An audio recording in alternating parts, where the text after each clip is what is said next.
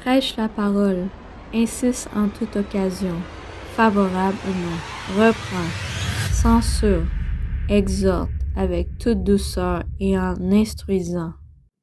Vous écoutez Bread of Life de GRC Ministry.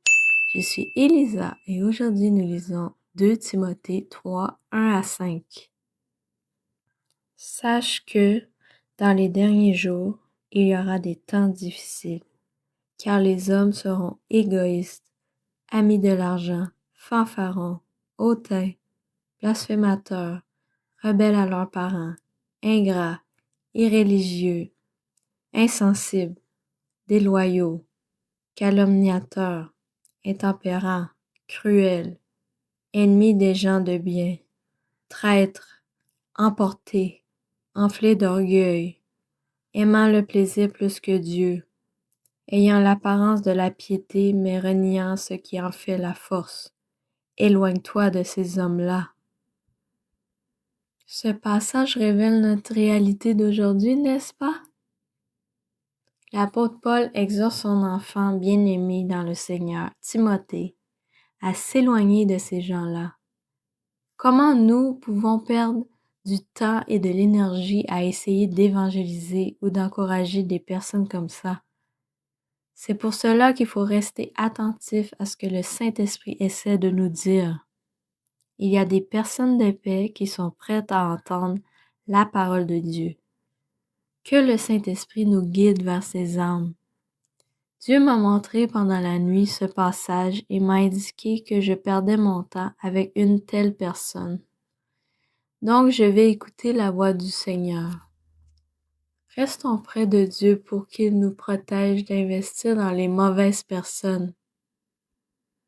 Il ne faut quand même pas arrêter de prêcher la parole, même aux personnes qui semblent fermées à première vue.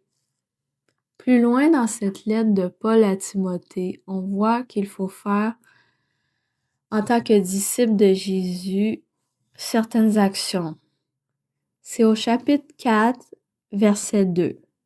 Prêche la parole, insiste en toute occasion, favorable ou non, reprend, censure, exhorte avec toute douceur et en instruisant. Lisons aussi les versets 3 à 5.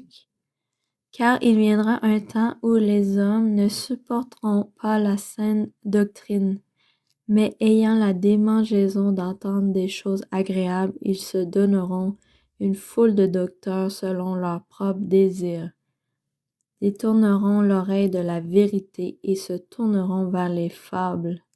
Mais toi, sois sobre en toutes choses, supporte les souffrances, fais l'œuvre d'un évangéliste, remplis bien ton ministère.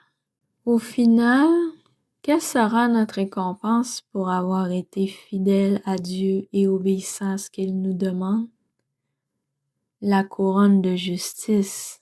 Soyons persévérants quand nous voyons tout le mal autour de nous. Nous serons plus que vainqueurs pour l'éternité. Prions ensemble. Seigneur, merci pour ta parole. Merci Seigneur de nous encourager aujourd'hui dans ces temps difficiles de la fin.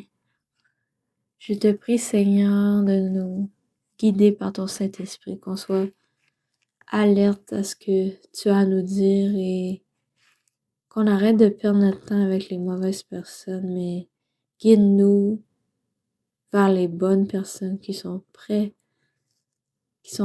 à entendre la parole, qui sont prêtes Seigneur à recevoir ton amour. Oui, Seigneur, aide-nous à être fidèles jusqu'à la fin, Seigneur. Nous voulons être remplis de ton Saint-Esprit aujourd'hui et donne-nous encore plus de discernement, Seigneur. Au nom de Jésus. Amen.